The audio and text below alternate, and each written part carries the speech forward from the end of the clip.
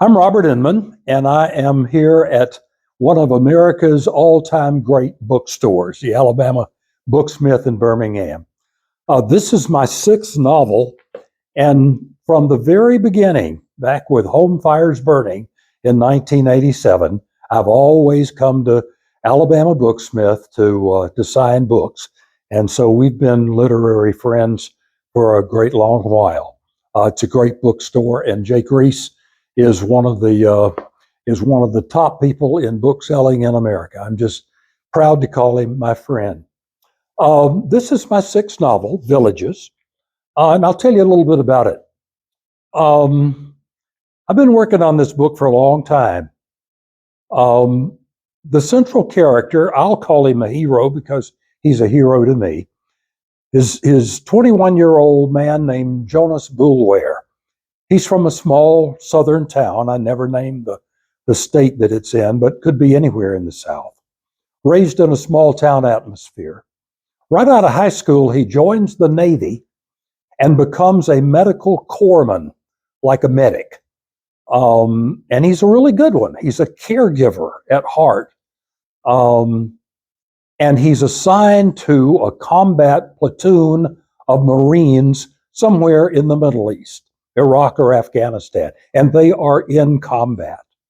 In a village, one of the villages in this book, Jonas has a traumatic experience. He's badly wounded, performing a heroic act, and almost loses his life, but does not. He can't serve in the Navy or Marines anymore, so he's sent back home to a stateside hospital where he recovers enough to go back to his small southern hometown, where he has parents, where he has good friends from high school, and especially a doctor named Frank Ainsley, who has known him since birth and who's been a friend and mentor, someone who introduced him to reading. They've been very, very close for a long time. So he goes back to Copernicus, the name of the small town, to live and try to get his life back together. Now, Jonas doesn't remember what happened to him in the Middle East, and he doesn't want to remember. He thinks if he can just keep that part of his life shut away, that he'll be all right. He can adjust to whatever is the new normal in his life. But his wartime experience comes back, first in little bits and pieces and flashbacks and nightmares. He suffers from PTSD, post-traumatic stress disorder. But he has a good counselor that was provided to him by the Veterans Administration. And they began to work together to bring Jonas through the trauma and into some semblance of a new life where he can deal with the terrible things that happened to him. Like I say, he's a natural caregiver. Over the space of the story, he falls in love with, takes in, gives shelter to a young woman folk singer who's kind of down on her luck. And he meets a young man a teenage boy who comes from a terrible home, violent, abusive, and tries to help him. But his friendships, his connections to the people who know him and love him help him through this time. I think of it as a book of courage, certainly showing his courage on the battlefield, of love. He's a young man who's full of love. He would have to be the kind of person he is, and hope, because I think by the end of the story, you'll know that Jonas is really coming to grips with himself.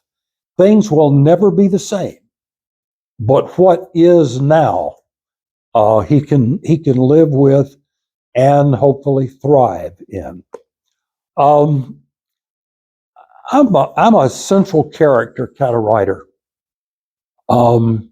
My trick, my teacher in graduate school said, Inman, if you learn the big tricks, you'll be okay. And I would say, well, Barry, what are the big tricks? And he would say, oh, I'm not going to tell you that. You'll figure it out. My big trick is character. My story has to start with a central character that I believe in. I don't even at the beginning even need to like him or her. I've written about men and women. But it has to be somebody I can believe in and somebody that I can present honestly. Someone who's a genuine character. And Jonas is. Put this central character in a particular time and place. Sometimes place can almost be a character in my books. The fact that Jonas lives in a small town, that has a lot to do with who he is and how he lives his life.